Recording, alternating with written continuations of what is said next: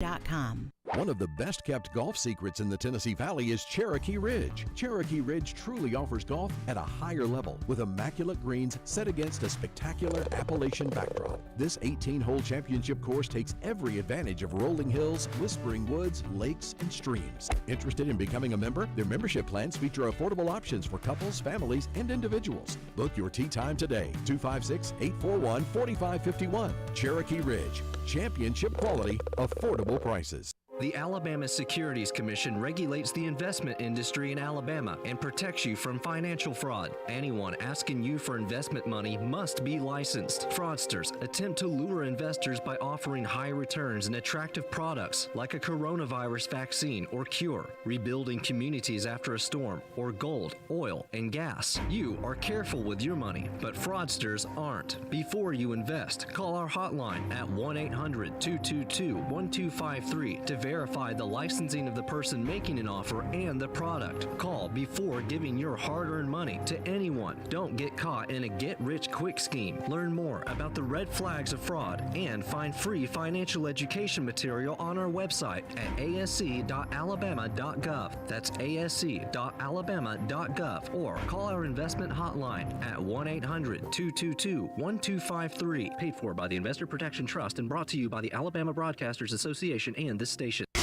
p.m. Eastern. Find it on ESPNplus.com/PPV. Let's go! This Friday, to find the world's greatest treasure, they'll meet history's greatest hero. Indiana. This is Paul Feinbaum.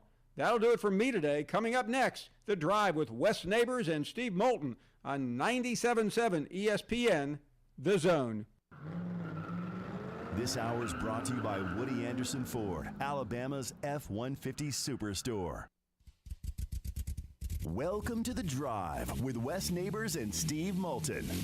Call into the Neighbors Wealth Management Hotline, 256-576-4977. That's how I roll. And I'm not going to drink and drive anymore. That's 256-576-4977. Now, here's Wes and Steve.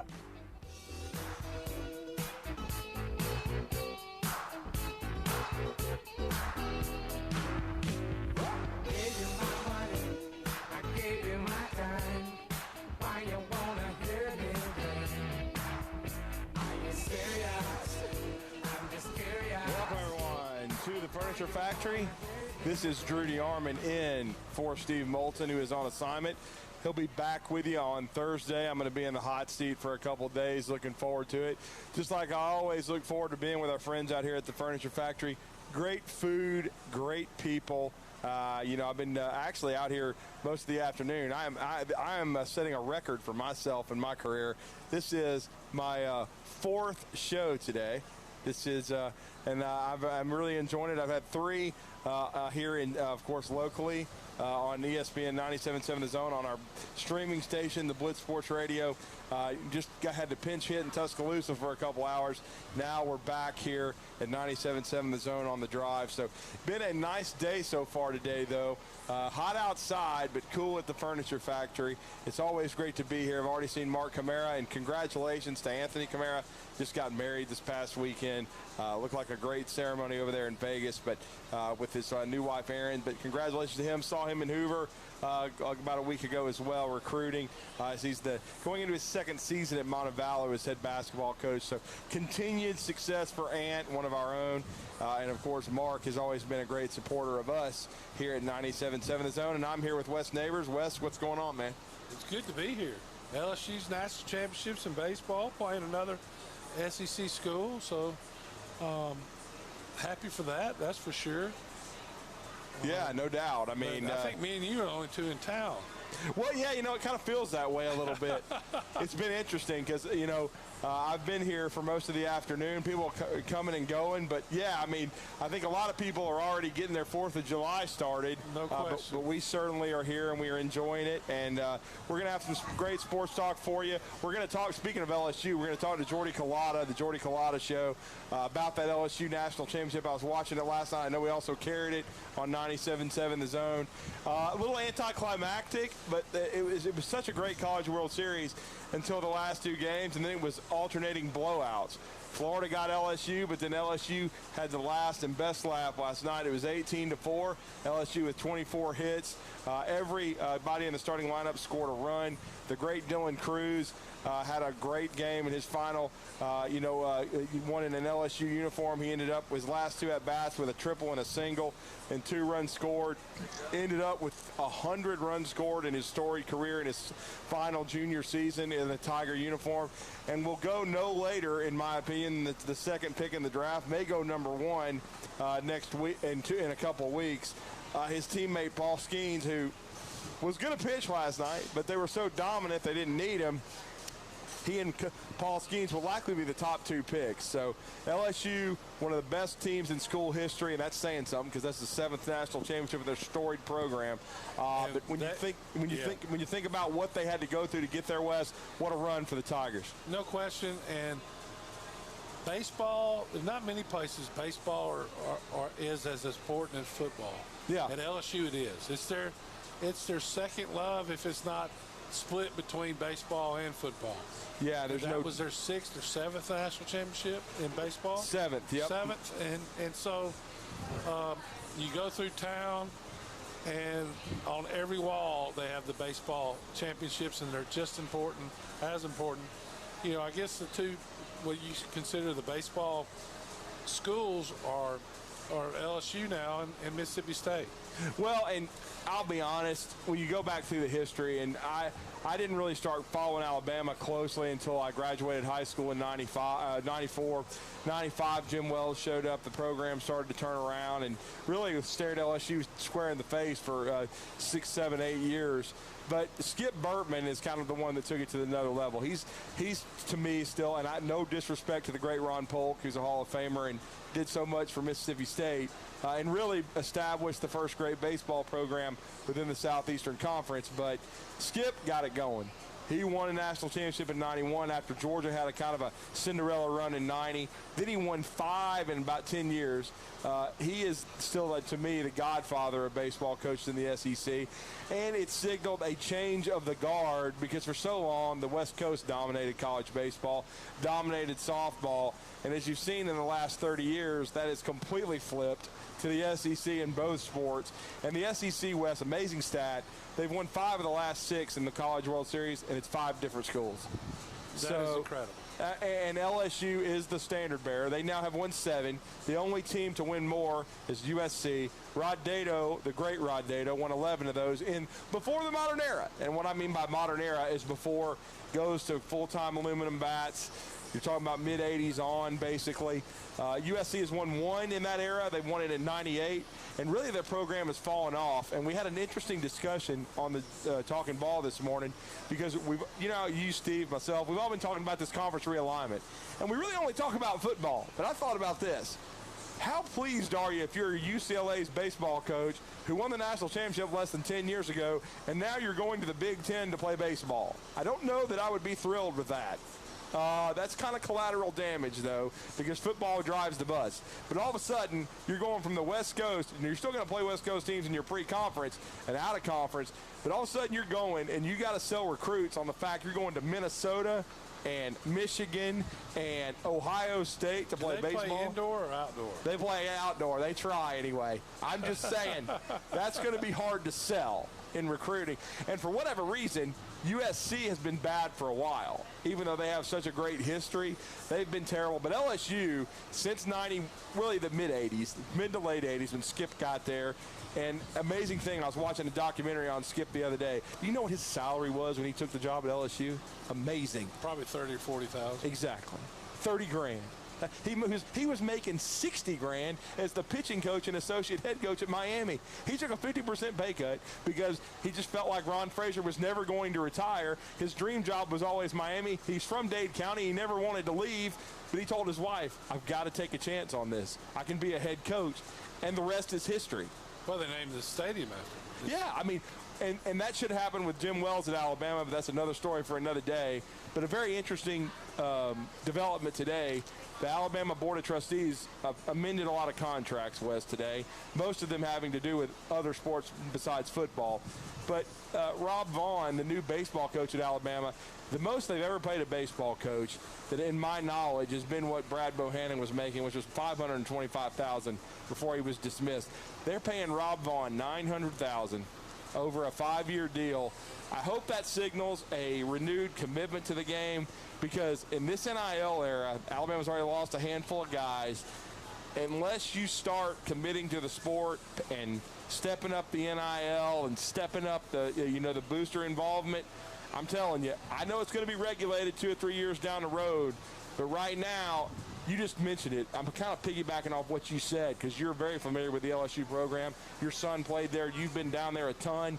They have a passion, and right now, and I'm not taking a shot at them. I'm actually complimenting them. Across the board, LSU has been very aggressive with NIL and their boosters. That's why right now their athletic department is flourishing so much. And Scott Woodward, they've made some great hires coaching-wise across the board. They're fully supporting and funding their programs, and right now LSU's got it rolling. No question. But you mentioned NIL there. Right. Today, the NCAA came out and said, hey, we have our new rules, and it don't matter what the state laws are. State laws, yeah. If you break our rules, you will not be in compliance with us, and we'll be able to penalize you because of that. I'll be interested to see if they really are going to crack down. I think it's the right step forward. Right. I think it's the first step. I'm with you.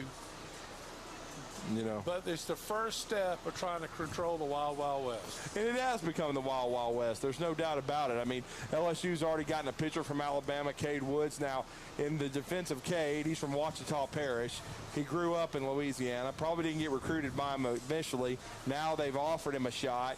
He's going home. He was good for Alabama, not great. I think he's replaceable. I know Jawan Quinley's been a big story. I think it was only partial NIL for his reason of the departure. I think that was part of it, but I also think he looked at the roster, he looked at himself. I think he asked him. What I was told is that they basically said you're not guaranteed a starting spot. Right. And he started the first of last year, and they moved him off the bench again, which is where he did his best work. But I think in the end, I think you're right.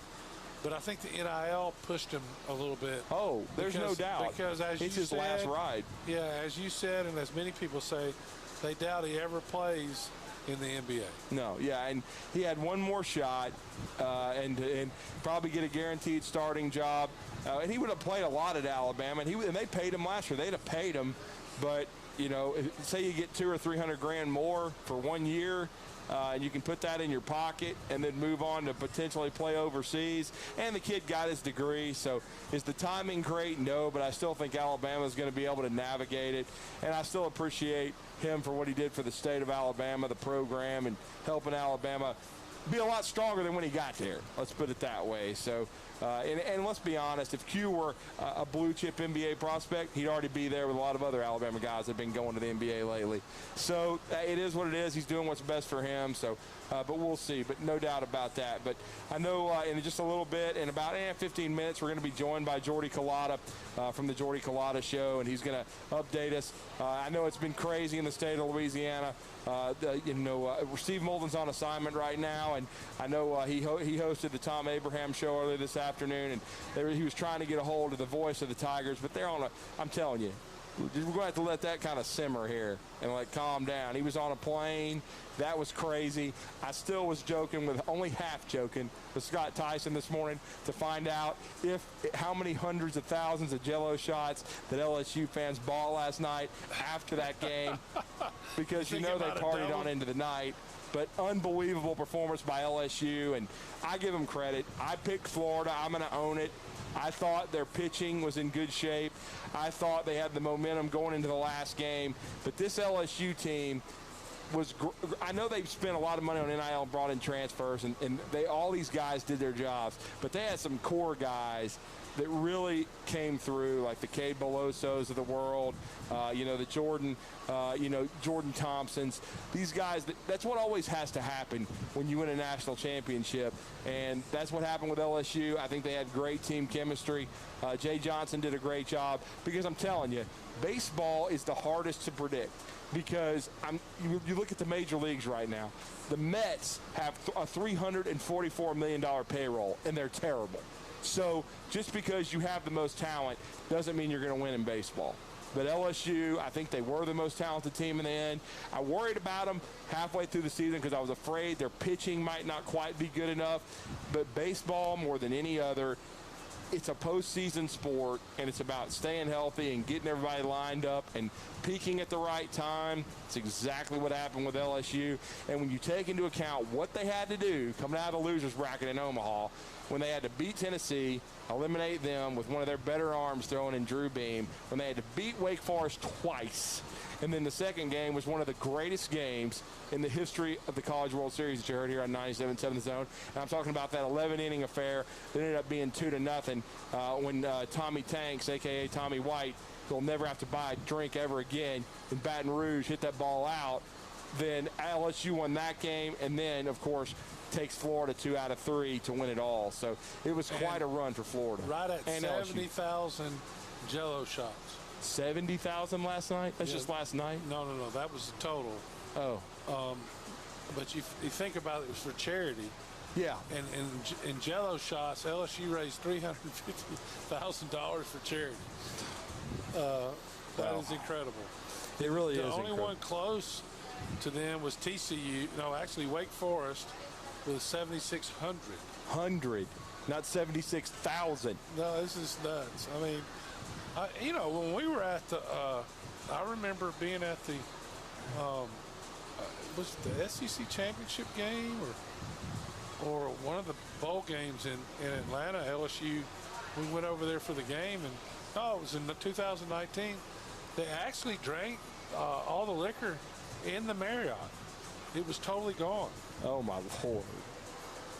So then they did something up in Nashville for some deal where they drank them out of liquor too. Oh, they drank the Rose Bowl out of liquor, even though they had to because they got smacked by UCLA. But they ran out of beer and liquor at the Rose Bowl because when Coach O went there his last season and they fell flat.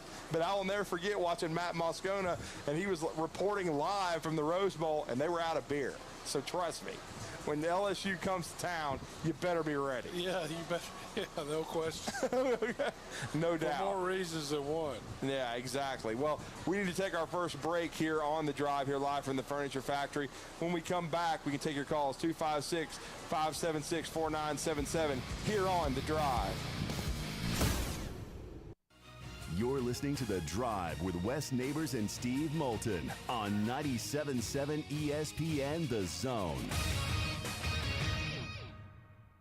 Tom Luganbill here for my friends at Woody Anderson Ford. Bobby White and his team take great pride in their service department, and you can see it the moment you walk into those beautiful new service lanes. And just like a championship team, they all work together to make sure your experience is second to none, whether you drive a Ford or not. Also, check out the gold certified pre-owned inventory at Woody Anderson Ford for great deals every day.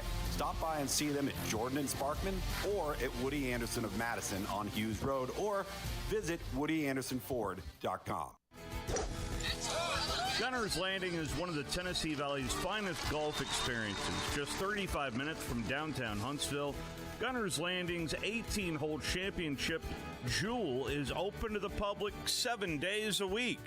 Located in the foothills of the Appalachian Mountains, Gunner's Landing offers you a golf experience like no other. With beautiful Lake Gunnersville views throughout the round, Gunner's Landing is golf the way nature intended. Gunner's Landing's club repair shop offers a full range of services, including re-gripping and adjusting the lofts and lies of your clubs, even putters. Since the work is done in-house, your clubs will be returned to you in a timely manner. Unmatched in the North Alabama area, it is Gunner's Landing. Schedule your tee time today at gunnerslanding.com. That's gunnerslanding.com.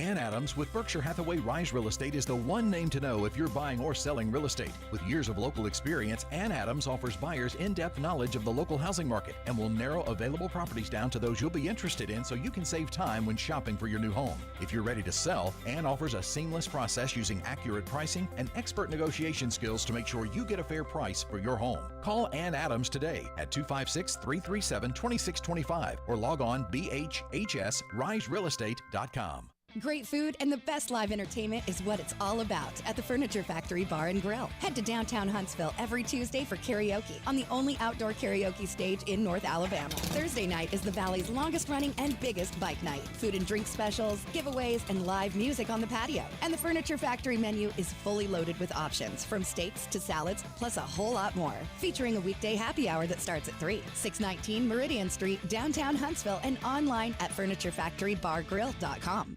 Tom Abraham here from my friend Brian Hamaker and his team at North Alabama Mortgage. Look, buying a home is the biggest purchase you will make in your life, and it can be a bit intimidating, so you want people that can help walk you through the mortgage process and get you the best deal possible. That's what North Alabama Mortgage does, and they do it in Alabama, Tennessee, and Florida, from first-time purchases to refis, conventional, VA, FHA, and USDA loans. They have the solution at North Alabama Mortgage. Visit NorthAlabamaMortgage.com to learn more. That's NorthAlabamaMortgage.com.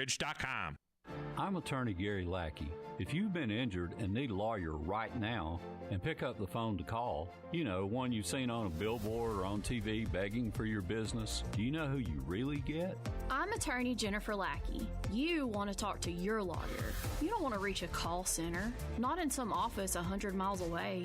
With the Lackey Law Firm, that never happens. My clients talk to me. And me.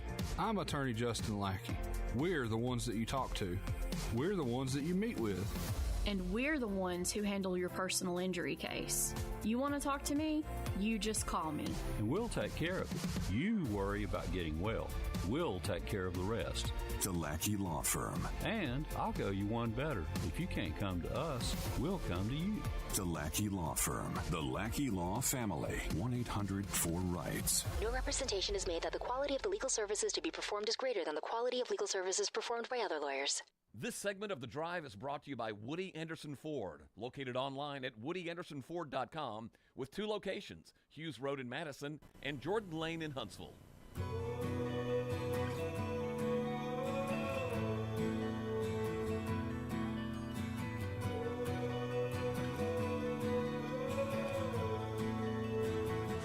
Welcome back to this Tuesday edition of The Drive here at the Furniture Factory, our great sponsor. And we're going to go right out to the Neighbors Wealth Management Hotline. He's one of my favorite guys. He's got a great YouTube show from 7 to 9 a.m. It's the Jordy Culotta Show. And Jordy Culotta, no one more well-versed in LSU. And he was on 30 minutes early. He's been up early this morning celebrating the beatdown last night and the 7th national championship in the storied history of LSU baseball, and he's been kind enough to join the drive here in Huntsville, Alabama, to talk about that for a few minutes. Jordy, you're with Drew DeArmond and West Neighbors. I'm pinch hitting for Steve Moulton. How are you this afternoon, sir? Drew and Wes, thanks for the time, boys. It's good to be with you. Yeah, it's great, man, and I would imagine it was a lively show this morning. Jay Johnson hired, just like Paul Maneri, many years ago to resurrect LSU baseball. Coach Maneri, who I think is a great man, did it in 2009, but it'd been a long time for LSU. They had a near miss in 2017. I know it was cathartic last night, and quite frankly, after watching this College World Series unfold, I think it's as good as any LSU team ever, but your thoughts on this Tiger National Championship? Look, I agree with you, man, and you know how it is to speak in this business in hyperbole. When you say it's the best ever, or it's better than anything you've seen. Usually tonight something comes along and burns you with a statement like that. But when you talk about LSU baseball this past season, look, I remember in the preseason we have a brother show in Mikey Matuk and Mike Duff, and him and Jared Mitchell, 2 former first-rounders who were a part of that 2009 team. That they were doing a preseason show, and they said out loud that they think that this could be the best LSU baseball team of all time going into the year. And I said, man, that is so bold, fellas. I mean, especially coming from 2 of the fraternity members, right? 2 of the prime alpha, fraternity members. But, you look at this roster, and they stayed number one 8 weeks in the country. They went through some pitching adversity. They put it together in the postseason. I think the championship run in Omaha to beat Wake Forest 2 of 3 and, oh, by the way, bounce Tennessee in the middle of that series last week and then turn around and take 2 or 3 from Florida. I think it's, from the LSU history standpoint, it is the greatest championship run that this program has seen. And, that's a mouthful when you say it out loud, being that they've won 7 of them. But, to go through with the pressure that they had at the beginning of the season, it being preseason number 1, all of the transfers and, all of the star power, and to be able to, kind of finish that wire to wire, I think is truly a heck of an accomplishment. I mean, you look at that Southeastern Conference and what they have done in this tournament, and then this team, Drew saying it's the best team, you think? You're saying it's the best team, and iron sharpens iron. I mean, so how long does this continue? Well, it's got no signs of sleeping because, Wes, I mean, look, I've covered a lot of coaches at LSU, and you guys know this. I mean, coaches by nature are psychotic. They are the most insecure people on the planet. They try and cover every single track, and I've seen everybody from Kim Mulkey to Will Wade to Nick Saban to Les Miles and to Brian Kelly and to Jay Johnson, and nobody. And I mean this. I mean this sincerely. I have not ever covered anyone who is more connected and more has the feel of his team and program than Jay Johnson did. I would just point you back to last night and putting Cade Beloso in the one spot. That's the first time all season Cade Beloso is bat leadoff. And look, he got on base 4 straight times. Dylan Cruz was 4 for 5 last night, hitting in the 2-hole. That was just a chess piece that he moved right before the game. And look, Wes, he doesn't have any kids. He doesn't have, he's got a wife that she works in college administration. She's always working. I mean, he is married to LSU baseball. He says that out loud. I mean, he is always recruiting. In some of his in-game interviews in Omaha, he was recruiting. I mean, he had the headset on and was talking to transfers and saying, you're looking at Tommy White and Paul Steens and, Thatcher Hurd. Those are 3 transfers. So if you're in the portal and you want to make an impact, come to LSU. I mean, nonstop recruiting. They've got a top-flight class coming in from a high school standpoint. I really don't. I don't see that there is a sign of letdown just because of the obsessive nature that the guy has who's running the program. I mean, he has a certain quality to him that he is not going to allow this thing to slip. And you can feel it in the way he talks about it. You can feel it in the way that he approaches it. And I think that what you saw last season of, getting some of the top transfers in the country and having some of the top players in the country is going to be his formula. And, I think that, it's just getting started for the baseball program again.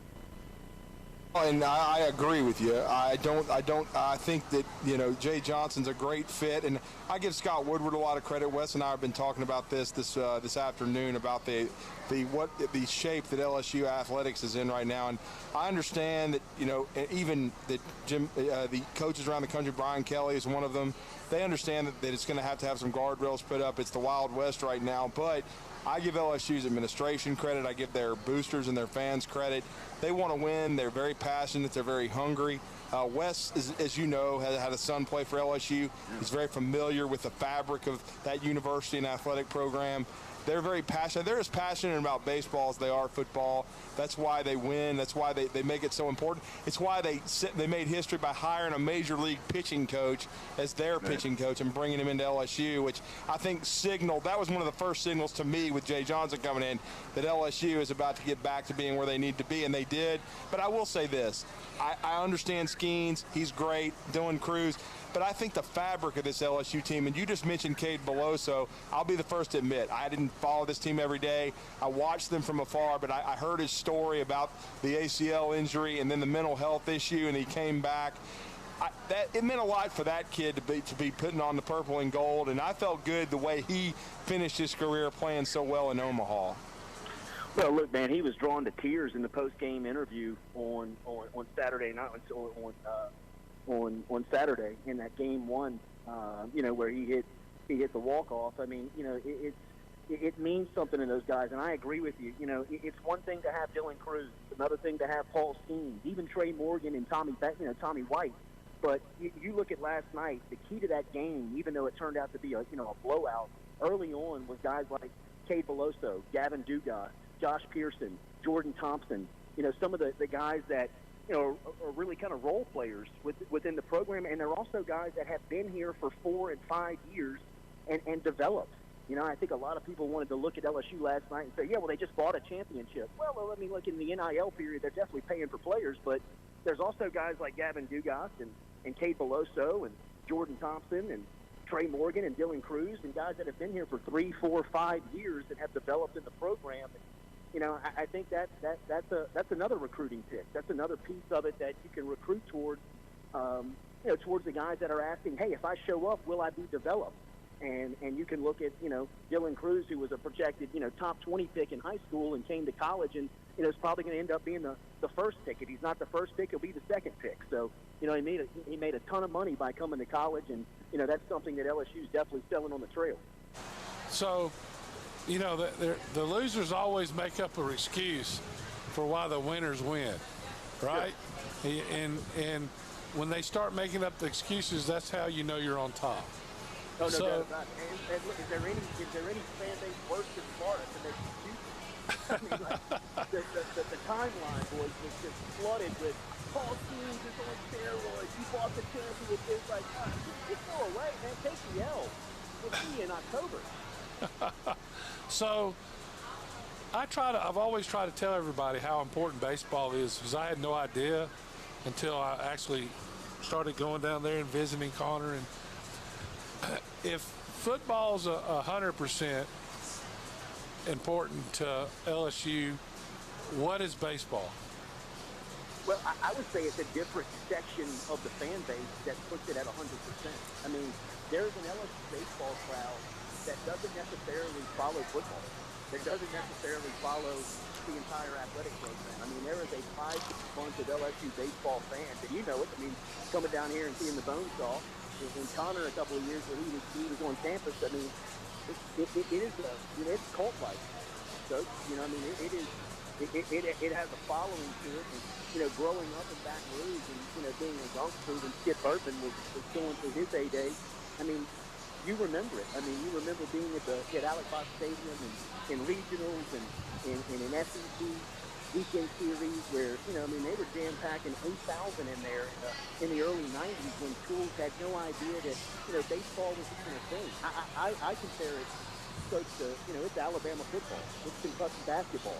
It's LSU baseball. When you talk about kind of the standard of the sports and the programs of what everybody kind of reaches towards the standard, I think that LSU baseball is that when you look at that section of the program. I mean, they're only behind Southern California now as far as national championships go, and USC had won one since the 70s. So, I mean, they're really kind of sitting in the driver's seat of really kind of controlling what the face and the feel of college baseball is right now. Yeah, and one of the most famous baseball players from LSU was Dennis Carradine in Spider-Man trilogy. And that's Michael Papajohn, who's from Birmingham, Alabama, and was with us when Connor actually committed, quote unquote, to go to LSU on the phone. Yep, we were in Los Angeles. Pop is as good as they make him, man. And he was on Skip's first team that went to Omaha. And Skip's got a great story about Pop. He was batting leadoff that game in '86, and he was hiding out in the in the tunnels, being the leadoff batter. Skip had to go back there and give him a little pep talk to say, hey man, go out there and get on base. He's the first batter for LSU in Omaha. And as you said, he went on to a really illustrious career as a Hollywood stuntman. And he's as big of an LSU baseball fan as you'll find, obviously.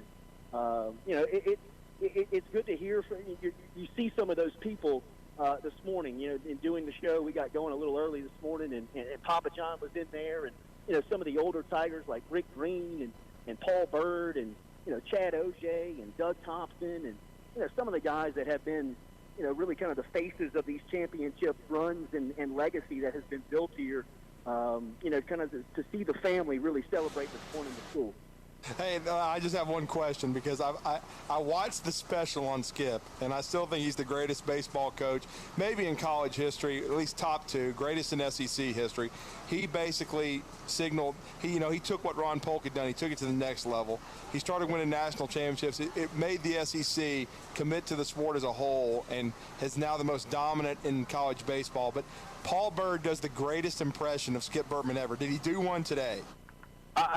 Paul does one. I would say Ronnie Rant pushes Paul Byrd. There is a group of guys that does Skip Bertman impressions that even Skip says, they do him better than he does him. I mean, some of the impressionists on Skip will absolutely, put you on the floor because his one-liners are still so great. I don't know if you saw him last week, but every time Tommy Tanks hits a home run, he comes and he kind of crosses his arms and flexes a little bit. They hit Skip. Skip was introduced on the field. He kind of waved his hat, was waving his hand. He looked right into the camera and hit him with the Tommy Tanks pose. I mean, he still got it. He's still sharp. He still kind of has those one-liners. If you see him and Jay Johnson have a great relationship. I would say that was the best thing that Jay Johnson did when he got the job. The first call he made, obviously, and look, it was before he got the job, but he talked to Skip and said, Skip, who do I need to get in with? All these guys are obviously donating to football and football boosters. And football's going to eat the majority of it. Who can I see to secure, my pile of money so we can be, so they can take advantage of NIL? And, he was able to get with a group of people. And, next thing you know, you got Paul Skeens on campus. You got Tommy White on campus. You got guys coming in like Thatcher Hurd. And, Thatcher Hurd's starting in the national championship game. So, Jay Johnson's sitting in a really good spot. Well, and I've got to ask this question, too, because I still think it'll go down. Warren Morris's home run is always probably going to be at the top, and I saw that happen live. But I also saw Trey Morgan's play, and I consider it every bit as significant as Derek Jeter's against the Oakland A's years ago. I consider him the Derek Jeter of LSU baseball. Your thoughts on the significance of Trey Morgan and what he means to that team? Because he kind of got overshadowed this year because of all the star power and the transfers, but he's still, I think, the captain of that squad, along with Cruz.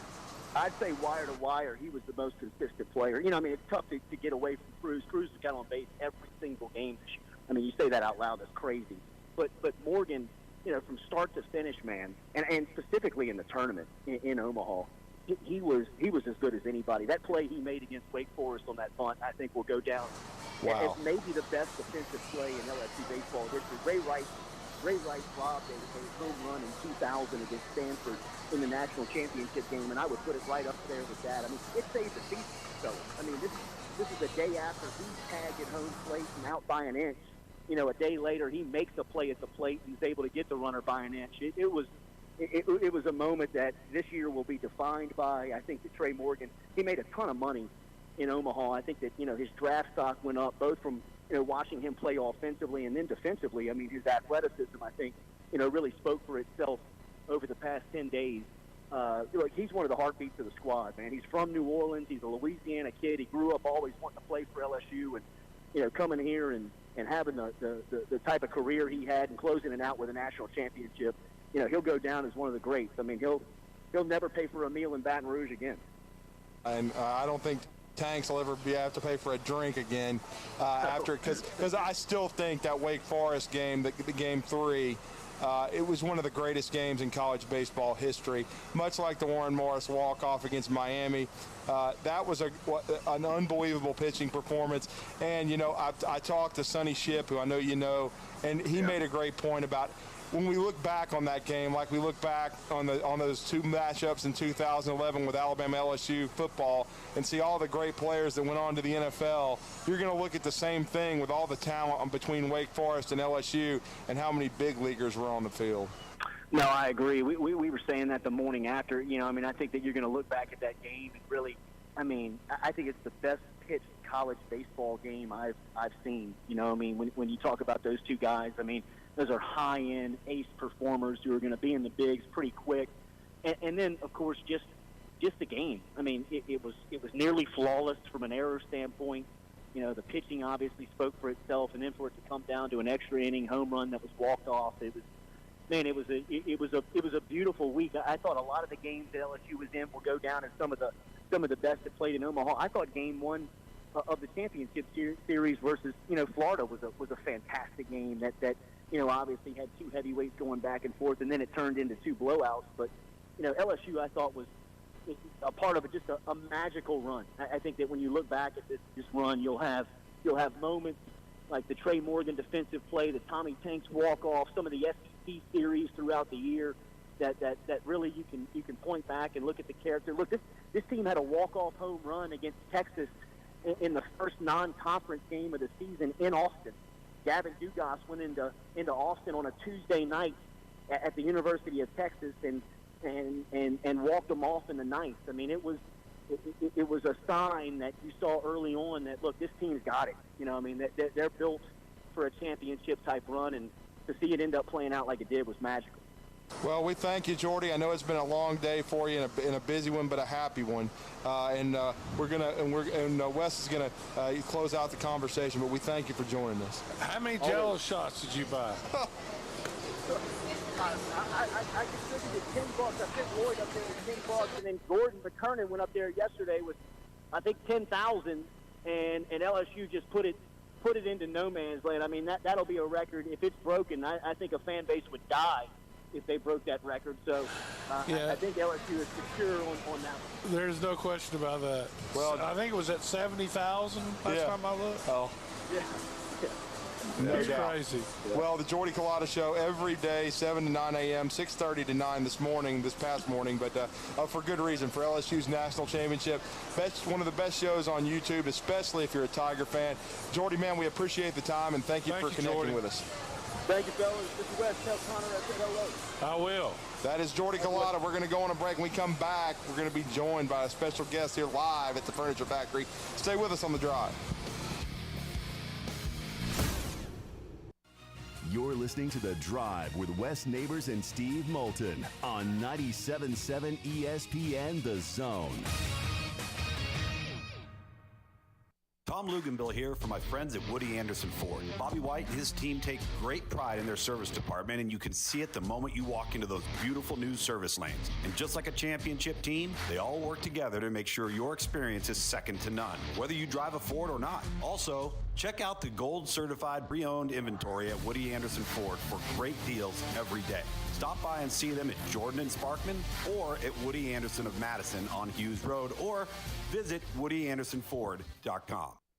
The Huntsville Sports Commission is responsible for bringing high-level sports entertainment to the Rocket City. In 2023, enjoy events like the CCSA Beach Volleyball Championships, Hometown Lenders Championship, UCI Paracycling Road World Cup, and so much more. To learn more about upcoming events and the Huntsville Sports Commission, visit HuntsvilleSports.com. The Huntsville Sports Commission. We do sports. When I chose a garage door company, I did my homework. I needed Precision Overhead Garage Door Service. They have a 5-star Google rating. I checked their reviews and liked what their customers had to say. Precision Overhead Garage Door has lifetime warranty packages. Same-day service if I call before 2 p.m. If they can't make it the same day, my service call fee the next day is waived. They did a 25-point safety inspection on the door and operator. Now that's peace of mind. Residential, commercial, and gate services. Precision Overhead Garage Door Service. Call 256-400-4500. Forgiveness. Wow, what a word. What a gift. All of us have done things in our lives that we regret. All of us have done things that are disobedient. All of us have sinned and fallen short of the glory of God. Thank God for his forgiveness. Thank God that he separates our sins as far as the east is from the west and remembers them no more. Hey, I'm John East, pastor of Cross Point Church, smack dab across the street from the YMCA in Madison. Check us out at cpcfamily.org. The kitchen is the heart of any home. It's where the family gathers. It's where kids discover old recipes and make them their own. Just starting out or just now getting started on the dream kitchen you've always wanted? I'm Chris Haygood, and from all of us here at Bob Wallace Appliance to the home builders, and the homeowners of the Huntsville area, a heartfelt thank you for buying local. We're in Huntsville, Florence, and Coleman, and online at bobwallaceappliance.com. These days, saving time is important, and saving money is even more so. That's where Eagle Masonry and Insulation comes in. Over the years, Eagle has expanded their services to meet the needs of folks like you in our area. Taking care of your property yourself can be a real headache. Eagle can handle it for you. They offer full landscaping services, irrigation, mowing, bush hog, and can install plants and trees, sod, and even landscape borders. Call Eagle Masonry and Insulation today at 256-755-1556. Eagle saves you time, and Eagle saves you money. From the Fox 34 Weather Center, I'm Chief Meteorologist Jordan Dressman. Temperatures drop into the mid-60s as we head into the overnight, early into your Wednesday morning. A partly sunny sky through Wednesday afternoon. Temperatures climbing into the low and mid-90s. We drop into the lower 70s as we head into the overnight, early into your Thursday morning. Get ready because it is going to be really, really hot Thursday afternoon. Under a mostly sunny sky, temperatures have no problem climbing into the upper 90s. Some of us could see the lower triple digits for the first time this year. Heat indices are going to be even higher. Dropping into the mid-70s through the overnight. A partly sunny sky for your Friday. We're going to do it all over again. Upper 90s, lower triple digits with even higher heat indices. Scattered showers are going to be in the forecast as we head into the weekend. I'm Chief Meteorologist Jordan Dressman on your home for ESPN Radio, 97.7 ESPN The Zone. I want to thank you. Thank you for making us your #1 choice for sports talk in North Alabama. Thank you. Thanks. Thank you very much. 97.7 ESPN The Zone.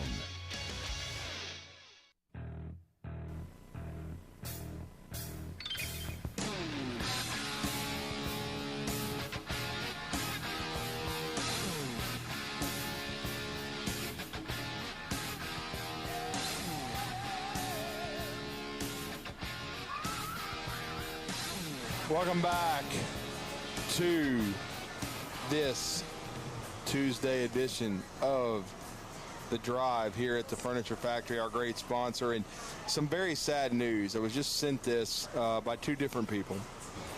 I shared it with Wes Neighbors because we remember him so well, but it's just a very, very sad situation. He'd gone into coaching at Whitehall High School, and this is the cause of death for the 35-year-old Ryan Mallett, who everybody should remember very, fondly from the standpoint of you. And really, this is a guy that finished his playing career just recently in the NFL, and also was a star QB for the Arkansas Razorbacks. He played against some of Nick Saban's squads back about a decade ago. But very sad news coming out of the state of Florida as Ryan Mallett has drowned. That is his cause of death. Ryan Mallett, 35 years young, way much too young. But he first signed with Michigan, then transferred to play for Bobby Petrino for the Arkansas Razorbacks. And reports are that Ryan Mallett is drowned and is gone now at the age of 35 years old. Very, very sad situation, but thoughts and prayers. Yes, well, absolutely, Wes. Much too young, and we have to send our thoughts and prayers out to Ryan Mallett and his family. That's a horrendous, occurrence. When I got sent it, I was shocked. I did not really know what happened, but now have been sent details. But again, very sad to lose Ryan Mallett, who is quite a talent, Wes, in his days at Arkansas. No question. You got to respect the water. And if you're at the beach, you need to know the rules. Yeah. If you get taken out, don't swim back. Swim sideways. Get yourself out of the current. And it's the first thing you want to do. And it's obviously very sad news. And this can happen to anybody. I know people that have drowned. A guy was 6'5" and drowned in 5 feet of water. Wow. Just because he didn't know it was 5 feet of water. Know your circumstances, know what you're around, and be careful. Be careful. No doubt about it. But certainly we are glad to be here at the Furniture Factory, no doubt about it. And it's been a great evening thus far here. Now we are being visited, as we are usually on a weekly basis, by the great promotions director here at the Furniture Factory. We have her headset set up, ready to go, as we always do. And Jen is joining us now. Jen, how are you this fine evening? I'm fabulous. Better now. Yeah, absolutely. Y'all. Yeah, it's great. It's always great to see you. Did you miss me last week? I was actually. You look tan. Oh, you like that? Yes. Where were you? You know, you always look skinnier with a tan. I'm just saying. Yes. Welcome. If I stand like this, the fan feels good. The fan feels good. Because it's warm out tonight, but it's cool over here. So if I stand the right direction, it'll make my hair go the right way. Not that any of that matters. No one can see me. I know that. It's not TV. Not TV, that's right. I'm just saying. All is vanity. So what's happening in the factory this week? Oh, this can be a slow weekend at the factory. You know how everybody's at the beach, the lake, Turks and Caicos. Places like that, the lake, all those fun places. However, we've got fun local stuff lined up. So we've got our local bands this week. And tonight we're doing something a little different. We're doing cornhole.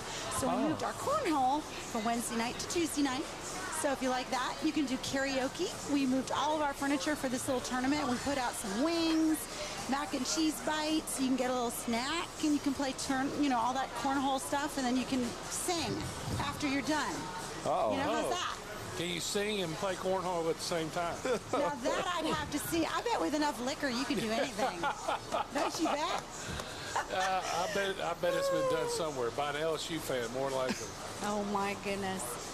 Well, that being said, we got that. Then we got Trick Zipper on Wednesday. We got Grits and Greens for bike night.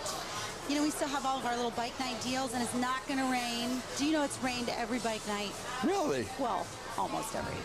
But it's not going to rain this week. It's not going to rain. You're convinced. Oh, I mean. So I want everybody to come out, right? So we've got that, and then we got Big Daddy Kingfish and Groove. And then if you want to go to Providence, we have Juice on Saturday night. Everybody loves Juice.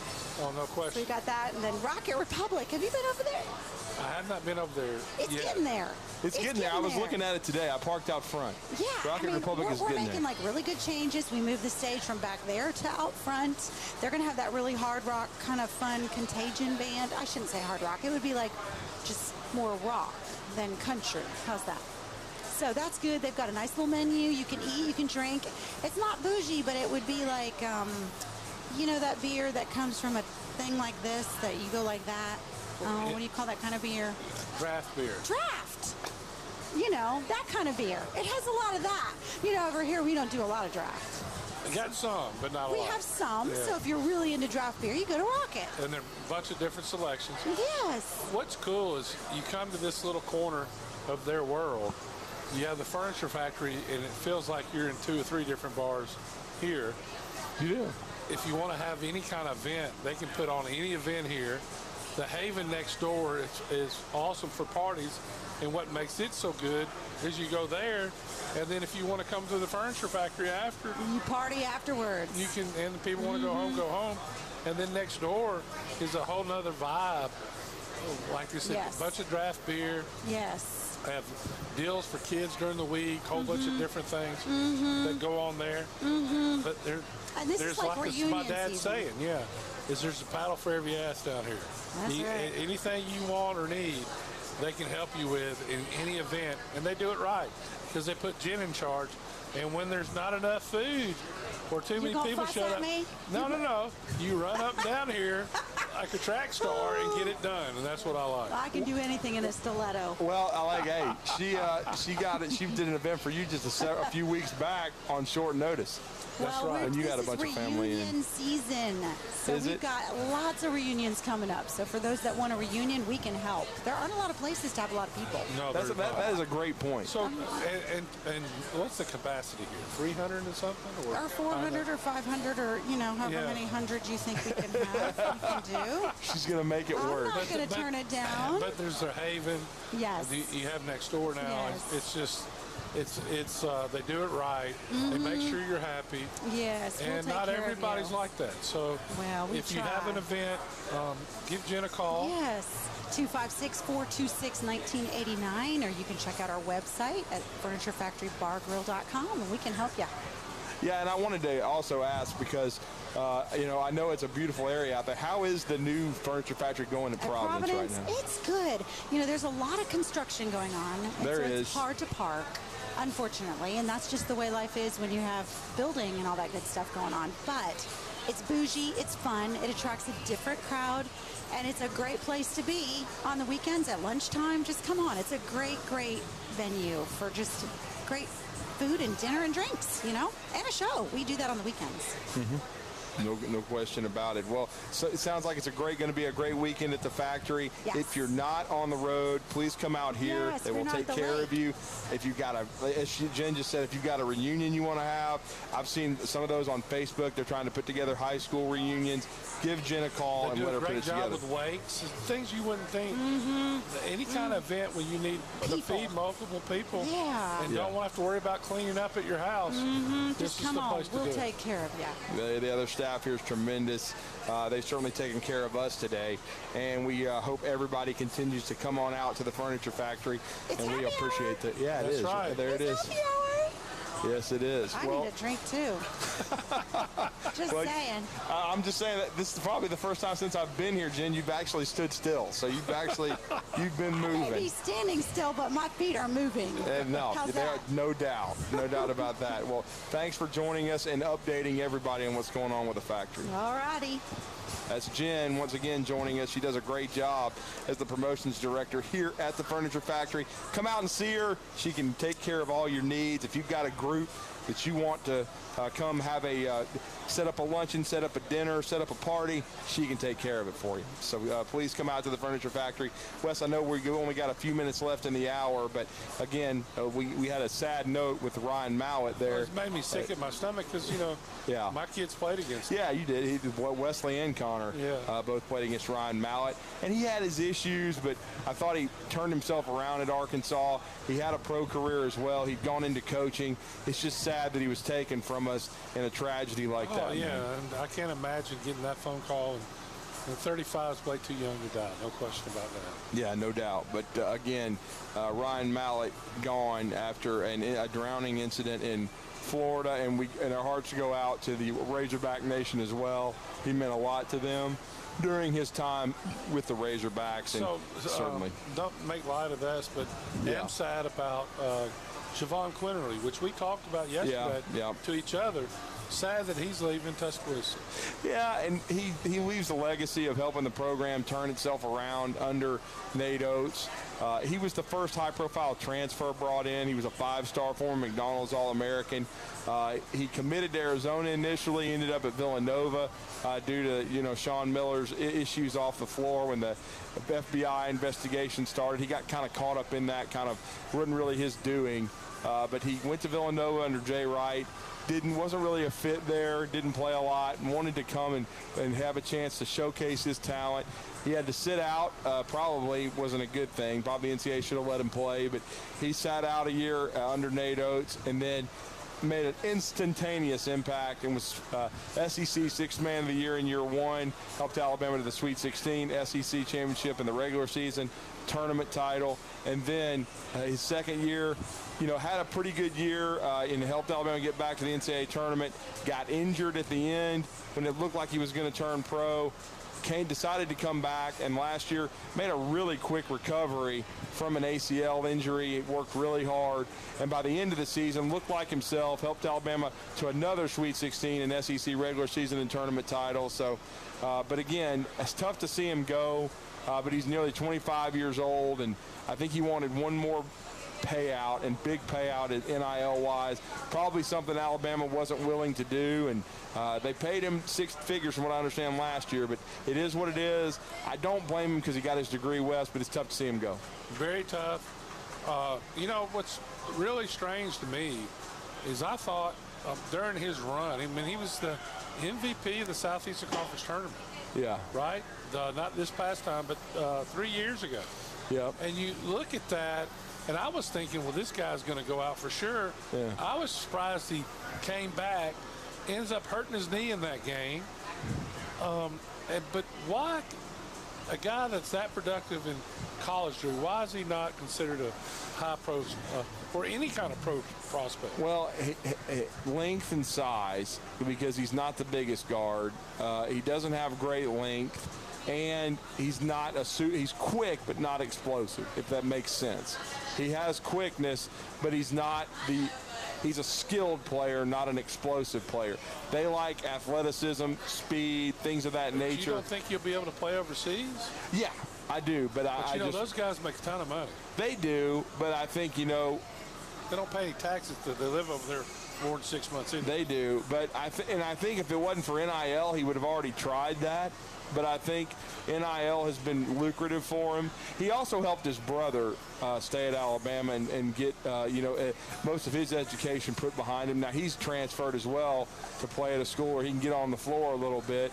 But I think it was beneficial to he and his family. It's just, you hate to see it end like that, especially when a month ago, or less than a month really, he had tweeted that he was back and he was coming back. But it's just the world we're in right now. And the one thing that I am confident in is Nate Oates understands it. Is he happy? No. But he understands it. He tells the fans the truth, which is what I like. He says, look, guys, you got to understand in this era now, you're going to have basically a new team every year.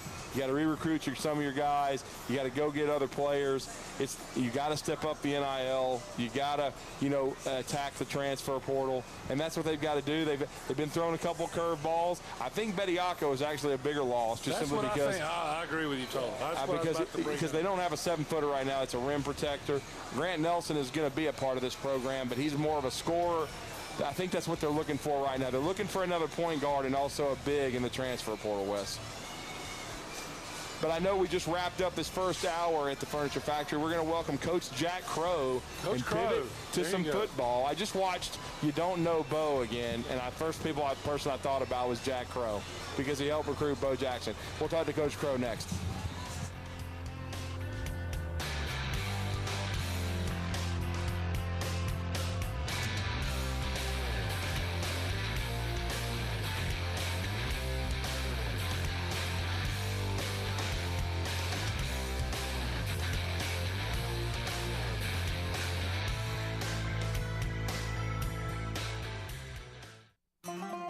There are those among us when disaster strikes and seconds count, they rush in. Where would Huntsville and America be without them?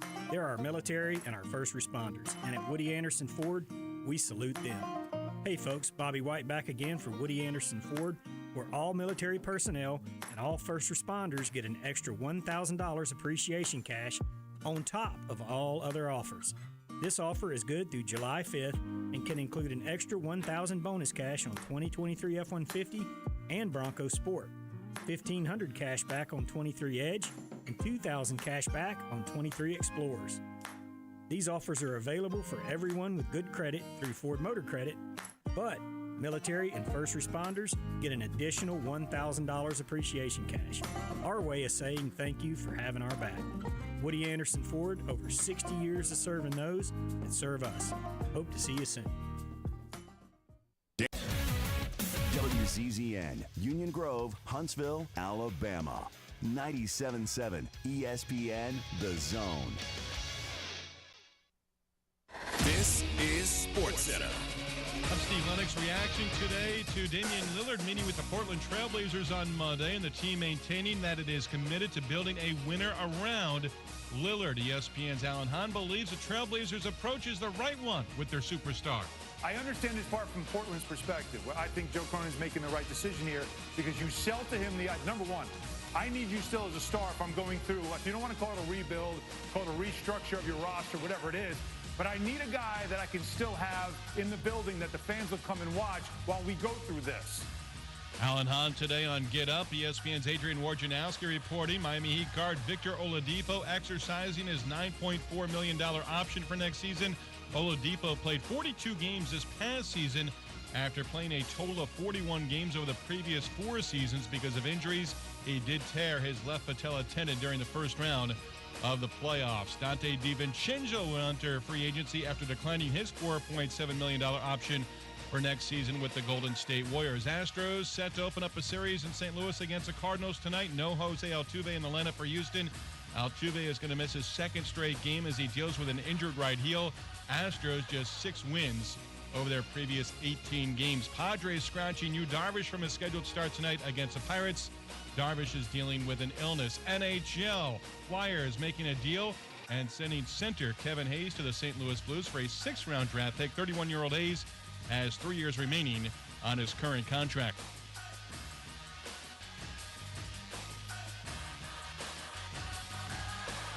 Coming up Wednesday, as we approach NBA free agency, I'll give you my top 5 free agents names who are not Kyrie Irving and James Harden. Keyshawn, J. Will, and Max, 6 a.m. Eastern, right here on ESPN Radio, ESPN2, and ESPNU. 97.7 ESPN The Zone. Welcome to The Drive with Wes Neighbors and Steve Moulton. Call into the Neighbors Wealth Management Hotline, 256-576-4977. That's how I roll. And I'm not going to drink and drive anymore. That's 256-576-4977. Now, here's Wes and Steve. Welcome back to The Drive here live from the Furniture Factory on this Tuesday. I'm Drew DeArmond sitting in for Steve Moulton, who's on assignment covering the Atlanta Braves and the Minnesota Twins. He'll be back on Thursday, but I'm here with Wes Neighbors having a lot of fun at the Furniture Factory. We just had Jen on to give us the itinerary for the rest of this week going into this holiday at the Furniture Factory, and we were joined by Jordy Culotta to relive LSU's historic 7th baseball national championship and find out how many Jell-O shots Jordy Culotta and his crew may have bought in Omaha. No, I couldn't hear when. How many did he say? You know, he made reference to, the 70,000, but I don't think he meant they bought them all. I couldn't really understand him either. But it just sounded like there was a lot of fun had. I'll just say that. Well, he wouldn't be talking today if he bought 70,000. Right, especially at 6:30 this morning. Yeah. But we are going to go back out to the Neighbors Wealth Management Hotline. We are honored to be joined by a guy that's meant a lot to the fabric of the state of Alabama, former Jacksonville State head football coach, and, of course, was an assistant under the great Pat Dye at Auburn. I just thought about him because I happened to watch the 30 for 30 again. You don't know Bo, and there's no one that knows Bo better than our next guest, and that's Coach Jack Crow. And Coach Crow is with us on the Neighbors Wealth Management Hotline. Coach, Drew DeArmond in for Steve Moulton. I'm with Wes Neighbors. How are you this evening, sir? Hey, I'm good. Hey, I'm good, and I appreciate the phone call. And is it hot and hungry? Huh? A little bit, Coach. Yes, it's hot and humid. Yeah. Hey, Wes, let me ask you something. All right, Coach. You walk through the heat. Do you remember your days running on a day like today so you'd be ready for what was waiting for you in August? Do you remember those days? Yes, and so when I walk out in it, I'm thinking, it's really not that hot. I don't have to run, and I don't have to put a helmet on. And so it's really not that hot, and I can make it from my office to my car and have air conditioning. And the fact that it's hotter. It's about 9 degrees hotter in Tuscaloosa, Alabama than it is in Huntsville. It always is. Yeah. I think it is. I think it's Auburn was hit that. It's the same thing. But yeah. Every SEC football player today, for that matter, every big-time college football player got up and got in his seat to get ready. Now here's what I'd ask you: is the toughness factor where they did all their running in an indoor facility, air conditioned, or were they actually out there running in what they're going to have to play? I mean, what do you think? I hope they're outside. You need to be outside. You need to be acclimated to the heat. I remember Goose Street, my first day. The strength coach had left Alabama and retired. And they were bringing a new strength coach. And until he got there, Goose Tree was our strength coach. Oh. And he gave us the speech. And only like Goose Tree could, it took an hour to do a 10-minute speech. But the way he said, and I'll never forget it, if this was the Marines, they wouldn't be allowed to work out today because it's too hot. Oh. But this isn't the Marines. You're in Alabama. And he says we're going to get in shape, and we're not going to run a step today. Yeah. And we did 6 count burpees for 30 minutes. Yeah. Oh, and I thought I was going to die. Oh yeah. We never moved from the spot we were. I don't know when it might have changed with, but all the players are on campus right now working under somebody that's in charge of conditioning, and heck, they've been there for 3 weeks already, and they got all the way through July to get ready. But it used to be that there wasn't much of that. People didn't keep their players around all summer. No, that started about the time I got to school. Did it? Yes. And I can tell you, I know it's somewhat of a factor today, but it used to be that the first couple of games, conditioning won the game. Unless you were just playing somebody who had a lot better players. And I thought Coach Bryant, Pat Dye was part of that, Vince Dooley, and all those guys of those days. I mean, the conditioning, what you feel like on the first play of the game and what you feel like on the last play of the game, they're hardly even comparable right there when the season starts. What the toll of it is, and strength conditioning coaches, they make a lot of money, but they got more time with the players than coaches do. No question. Today, my son is a head strength coach at Louisiana Lafayette. Well, you know this. Oh, yeah. And there's nobody on campus. There's not a coach on campus. They're all on vacation. They left Saturday or for Friday, and he is he is basically the head coach. Yeah. For the next month. Yeah. And this is the time he loves. Oh, I think he loves being the head coach. Yeah, they're mine. I got him. And I imagine he sounds like Coach Goostree did that. I believe he was excited to do those 6-count burpees we did that day. I think he thoroughly enjoyed the pain he put on us. And the fact I had a strength coach when I was head coach at Arkansas that I'd hired. Tom Osborne sent him to me. He was like the second in command at Nebraska. And he became, when I left Arkansas, he went to Tennessee as a strength coach. But his name was Stuckey. And you may remember him. He's pretty I do remember. Yeah. And he used to think they were his players. I remember sometimes I used to say, now, Stuckey, I'm the head football coach. Do you understand? Because, man, coming out of that Nebraska world, and they were so dominant because of their off-season and their strength and all that. And, boy, that's where the world of strength and conditioning. And I still think it's a significant percentage of what a program has to offer. I mean, if you can't build an edge in that area, talent won't carry you without that edge, in my opinion. So, anyway, I just felt that heat today. So I think, Coach, back to when I played, and when you talking about, I don't remember being ever tired until after the game. Yeah. Well, I remember being hot twice. Yeah. Georgia Tech my freshman year, and at Florida. I think some people's shoes were melting. Literally. Florida, it was like playing in an oven. Yes. Hey, was Miller ever the strength coach while you were there? Oh, yeah, that's the guy they were waiting on, Al Miller. Yeah, well, you had a big timer. Yes, I know it. He was something. He was the best.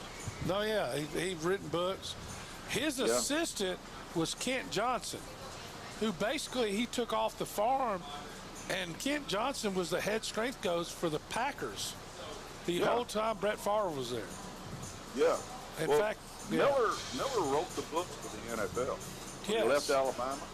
He went to the NFL, and he wrote the book for the NFL. So I used to have, I'll never forget, in my first year, after my freshman year, because he didn't get there to my, right when I I reported, I think, second semester, and that's kind of when you used to report after that year. Everybody, I didn't go, after that year, I didn't go to the second semester of the next year, and it was so tough that I swore I was going to stay the whole year after that, because I died for 2 weeks. And after that, I didn't leave. I never left. Let's I even went this to interim. Can we segue this to Alabama football? Huh? Sure. We can segue anywhere. Let me tell you something. Nick watched the same game you and I watched when they played Texas. Being blunt here, they weren't tough.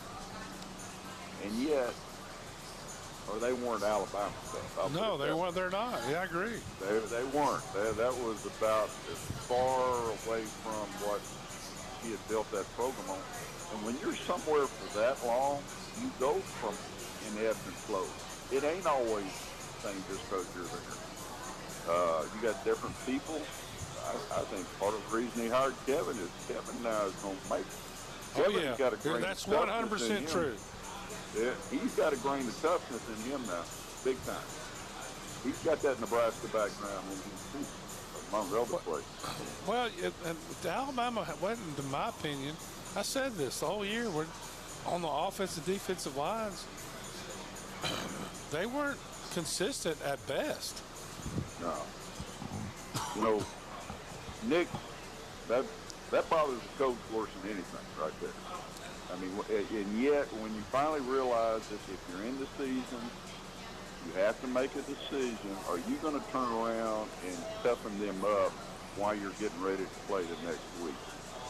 And if you got enough talent to win, it probably, if he did, it's not advisable to go out there and start having toughness drills when you got a game coming up. Listen, I think the thing that hurt them the most, though, last year, Coach, and you're right, I agree with everything, and that toughness came to bear in the LSU game when they were playing an inferior opponent because their secondary wasn't very good, and Alabama couldn't take advantage of it because of the freshmen weren't running. They had 17 busts in the game at wide receiver. But I'll take that back. I don't take it back. I'll take you back. Earlier in the season, when the quarterback got hurt and didn't throw the ball until after that game in practice. And that had to hurt those freshman receivers. Oh, Lord. Killed them. Yeah, so I think when that ball comes, you can't catch the ball from somebody in all practice and catch the ball from somebody else on Saturday. The way that ball comes out, the way it gets there, it's very distinctive. You don't catch a judge machine. I mean, you better know. No, yeah, it's all timing. And running the right routes and when to run them. Absolutely. And if you're not running and then they're not throwing to you, then it's a different deal. So, do you have any doubt that they are back in toughness mode? Do you have any doubt? I think Kevin Steele will be the biggest reason that this year that they'll be running to the ball, they'll play harder, they'll play tougher. I don't think the scheme's going to change any. I think the scheme will be the same. But when the defense is tougher, it makes the offensive tough. Also, you got it. You got it, Wes. I'll tell you a story. It's personal, and somebody may call me up and say, "What the hell you doing, Jack?" But so Kevin goes to Auburn, and I'm talking to Kevin, and I sort of know the history of Gus's practice schedule, and it really softens up the way he organizes practice. And I just alluded to that to Kevin. Kevin said, "There's 2 practice routines down here now, Jack. They got one, and I got one." Oop, there you go. And that's Kevin as I know him. He is not going to compromise on having his things that make them tough and give them tackling skills. The guy's a great fundamental football player. Now, Coach, you probably know this.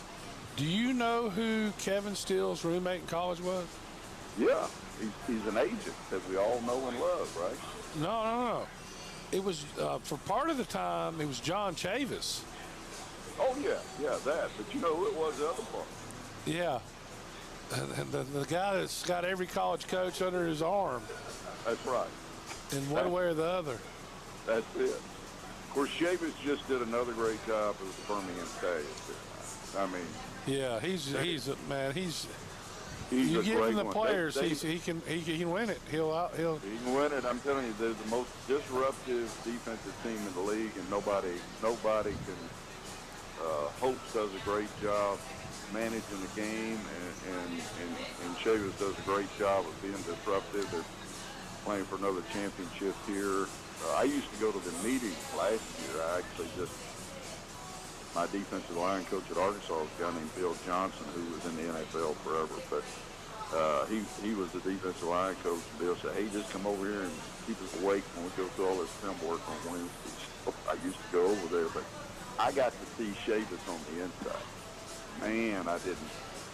Yeah, you got it. Those two are cut of the same cloth, too.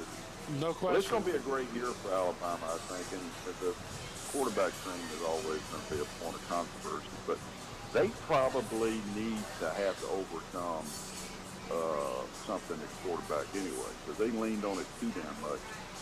I have never seen somebody not get soft if they have a great quarterback to do it.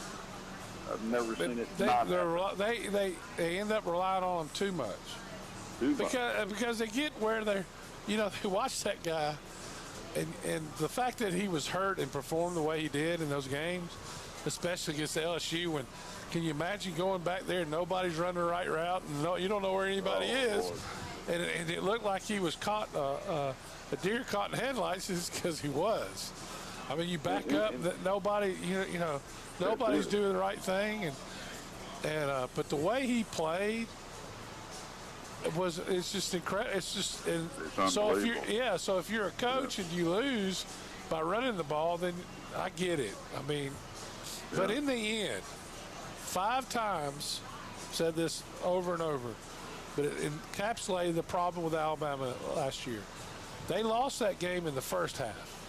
They had the ball inside the red zone 5 times and scored 12 points. Yep. And if they well, you know what happens in the red zone, you got to take on a different personality. Yeah, You spread the field and run 15-yard crossing route. No, you got to set up the one-man route.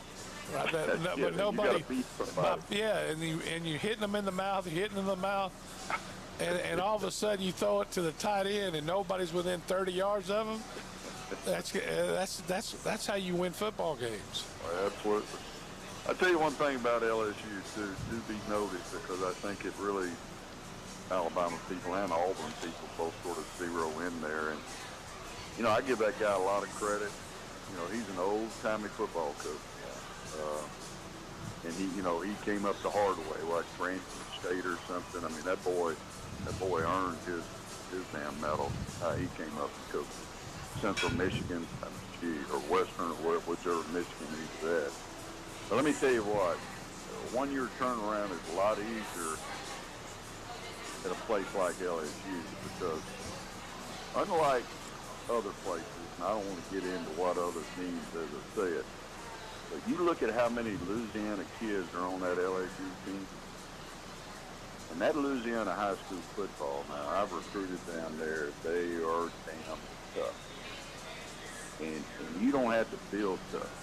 You just got to bring it out. He may have inherited a program that was dipping, but they weren't dipping because they didn't have damn tough. I think they got more. Georgia and Louisiana have more state kids, probably. Maybe Florida does. I don't know. That don't necessarily mean tough. In Louisiana, you got Louisiana high school kids. You got some tough dudes. Oh yeah. Particularly if they're from I-10 South. Iberia. Grew up on the bayou. Yeah. Iberia. Yeah. They'll knock the hell out of it. Anyway, Wes, I appreciate you, man. I appreciate the call. I hope you're good. I hope the family's good. Everybody's good. Getting ready for the 4th of July. How are you doing, Coach?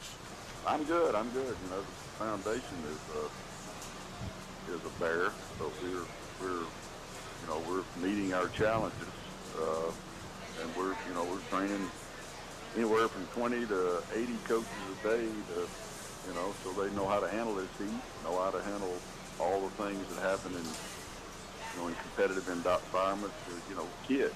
14 But and you're under. saving people's lives. Yeah. What you're doing. We have documented one of those. Sure. Springville, Alabama. Mama said if I hadn't had this course, my little girl wouldn't be here. She meant it. So anyway, that's that's the legacy I'm working for. I don't know if I ever won enough ball games any place to really walk down the street and sort of get a free cup of coffee on that. Well, I'll buy you coffee anytime you want. Just come see me. I'm gonna come see you, Wes. I tell you, I appreciate what you do, what you represent. I remember when you were on the field and you brought it, buddy. There's some of that stuff out there that comes and goes and ebbs and flows. And you brought it. You were a lunch pail, as they used to say some places. You were a lunch pail player, man. You brought it. Everybody at Auburn always respected you for that. Know that. Well, I appreciate the compliments. It's Jimmy Fuller, your adversary, right? Yeah. Y'all friends and adversaries. Yeah, friends and adversaries. That's right. Same time, sometimes. So I was telling somebody the story. I guess y'all were both recruiting Bobby Humphrey. Yeah, exactly. This is and I was the story telling he the tells. truth, and Jimmy was lying his ass off. Yeah, I just remember Coach Fuller telling me a story, and I don't know, this is a story, but Coach Fuller said that he told Bobby to ask you if you'd let him play safety if you wanted to, and Coach Fuller had convinced Bobby. I think Bobby told me this too, that y'all wanted him to play safety and wasn't going to let him play running back. That wasn't true. I know it wasn't true, but that's what they were telling him. And so they had Bobby ask you, will you let me play, or he asked you or Coach Dye, would you let him play safety? And I said, yeah, we'd love you to play safety. You'd be a great safety. When we went to the I. We had all those goddamn two-back stacked in there. I mean, Brent Fullwood was both backup. Oh, yeah, he was a great player, too. And he was a first-round draft. Of course, right. Tim Jesse was a slouch, and College Campbell. And I was trying to play him. I gave him, you don't know the truth, I said, Bobby, we're going to develop you as a Johnny Rodgers in this offense, where you get the ball from every place we can put you until, I didn't know, to be honest with you, if I'd known he was that dang good, I lied to him just like Fuller did.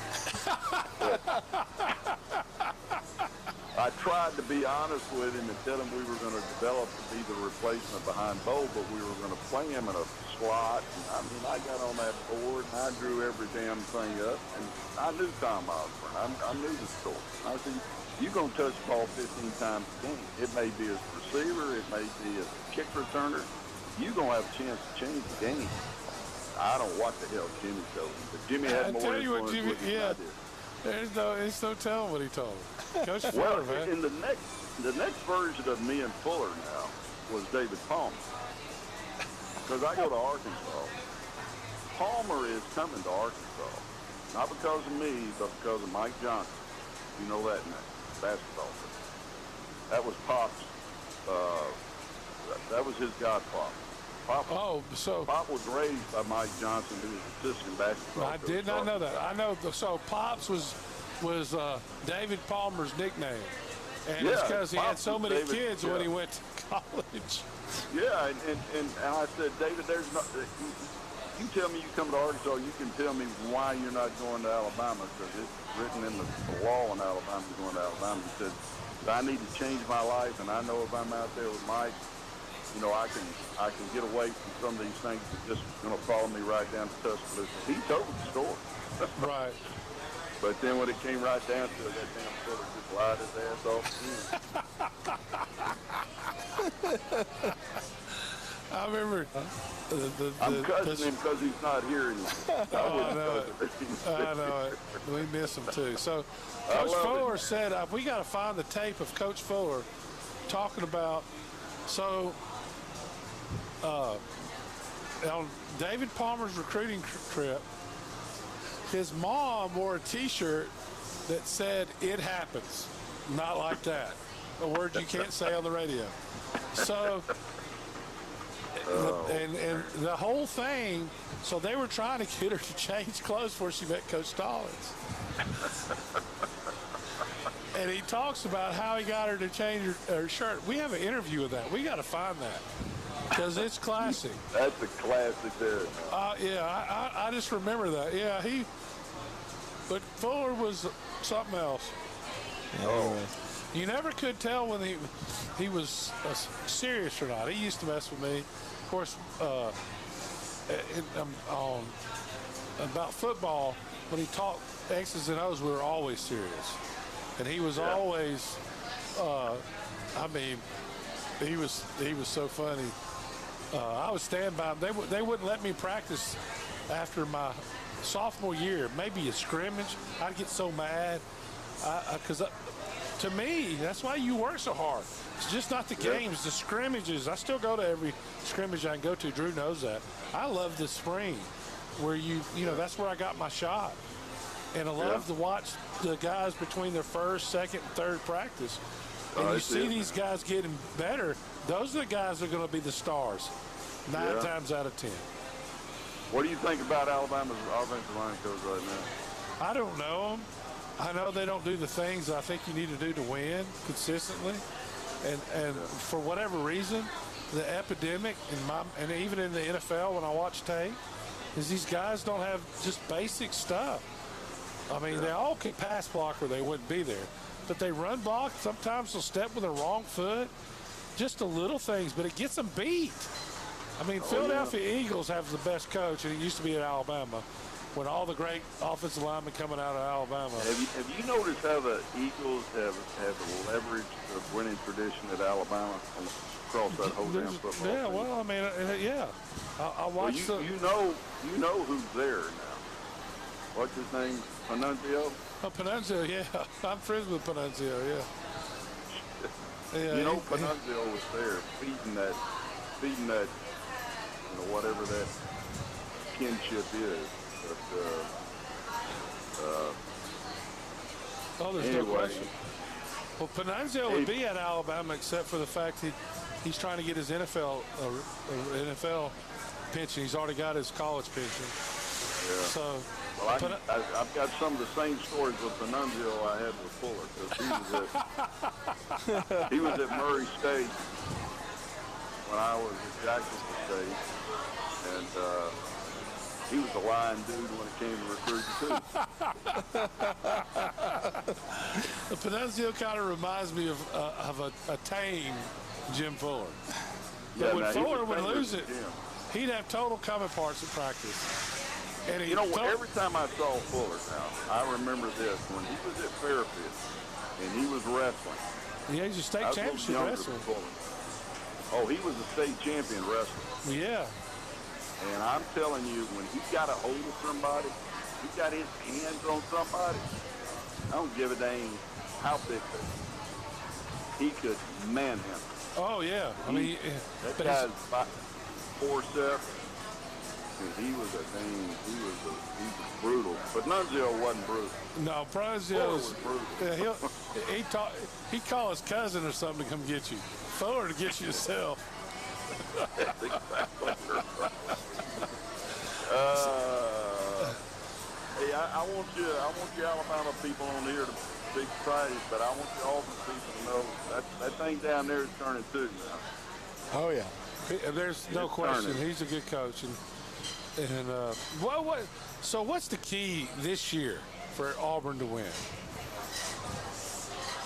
Making sure they got an offensive line that they can run the ball, and that's why they develop a little quarterback impact. And I don't know, I couldn't even guess what all these newcomers represent, but guy knows how to go for a player. But they could, if they can, they'll be able to play defense. But they've got to have a running game. And they got a running back. But they're gonna have to block somebody. And it's been a long time I cannot believe an offensive coach like Gus, that's the goddamn offensive line. It didn't go bad. It went foul. I mean, he didn't know how to pick them.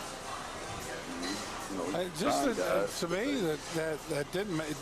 I'm still, even in Malzahn, the last couple of years he was there, and listen, I did an interview with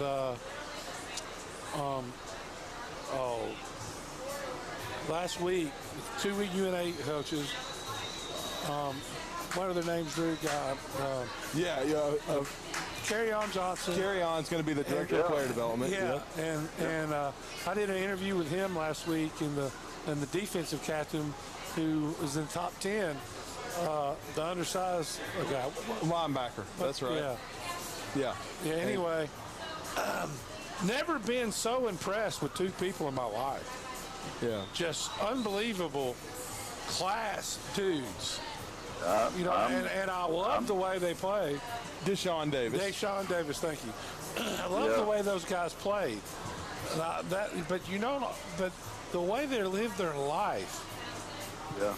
In fact, Coach, it changed my opinion of Gus Malzahn.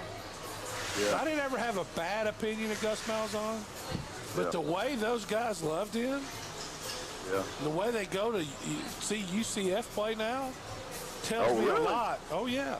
Tells me that's just still Auburn through and through, right? Yeah. But they're pulling for their coach to do well. There's It a says reason a that lot. guy wins now. One thing you say about Gus, I can analyze him as a coach, but guy wins.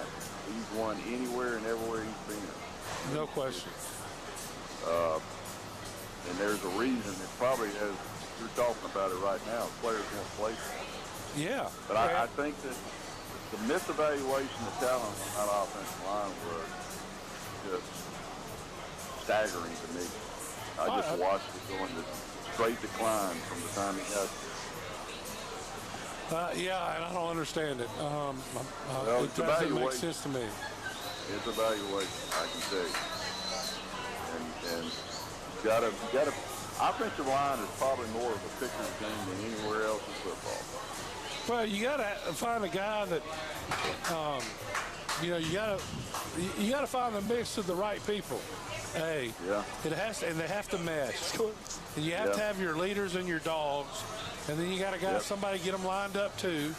And if he can be a leader and a dog too, then you got an offensive line. Yep. Started with an offensive center. Every play starts with the staff. I remember Connor, when he first carry at LSU, Wesley goes, "You're the first neighbors to touch the ball." I said, "You dumbass, I touched it every play."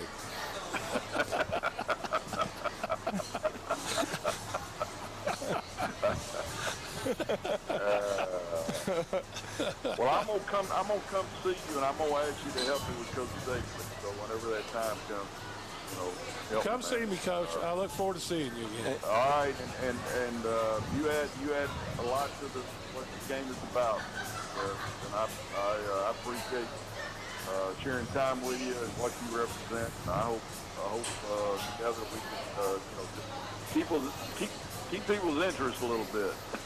Well, we appreciate it, Coach. Thank you so much. All right, man. Thank you, Coach Crow. Appreciate it. That's Jack Crow joining us. If he keeps talking good about me, we might have to have him on every week. Hey, there you go. That was a Jerry Glanville level interview there.